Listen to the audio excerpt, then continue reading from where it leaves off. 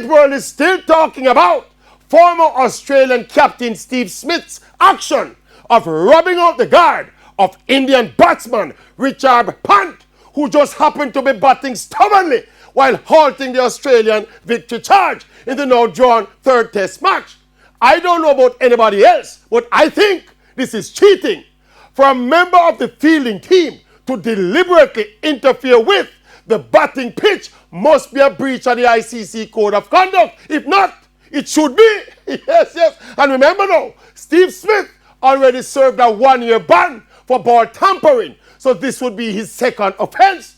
And this don't have nothing to do with having a winning and competitive mentality or gamesmanship.